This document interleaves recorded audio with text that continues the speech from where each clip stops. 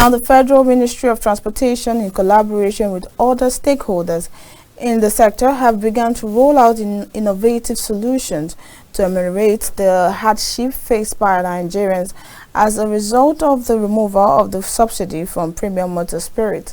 Stakeholders at the launch of the digitalized buses to ease the hike in transportation costs in Abuja today disclosed plans to improve the system for a rollout on a broader basis by the ministry.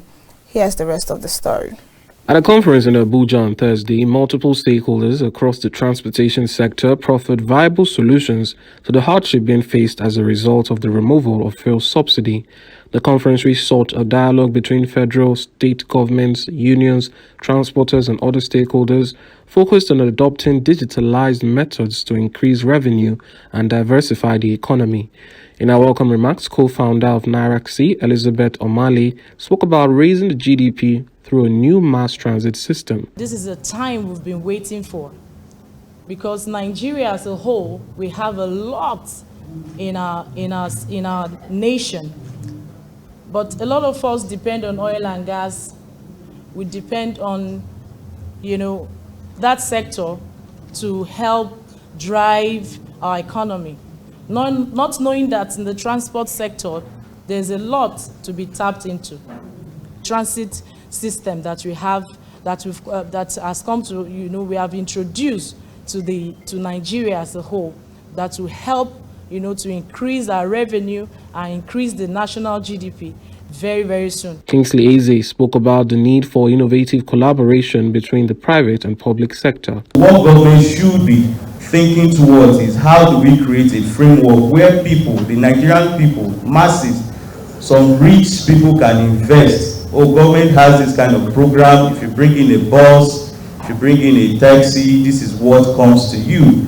Then you work with qualified operators and give qualified operators key performance indices on how they can make sure that the end goal, which is to move Nigerians at a subsidized price. So when you subsidize the end result, it gives you something that you can track. If government is helping every Nigerian with a transit card with 100 naira for your ride, a ride is 400, you know that the federal government, through probably a scheduled body, has paid 100 naira for you.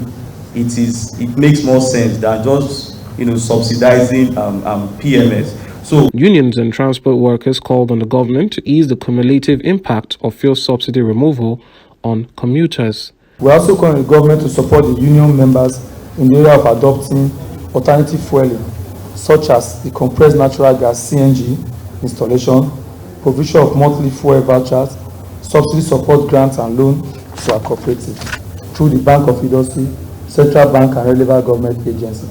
It is not easy because you'll be fighting with customers. When I used to buy fuel of 190 naira. One of the studies they say I should buy for 500 naira or 540. How do you expect me to carry passenger? I have to cover it. But we will also be talking to our customers, our clients, that they should bear with us. The removal of fuel subsidy is very, very important. It creates jobs.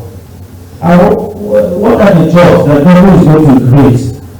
To reach us better is to bring vehicles, give us vehicles as a subsidized rate and give it to our members so that they will drive, they will benefit from that. Probably the price of taking passengers from one place to another will also come down.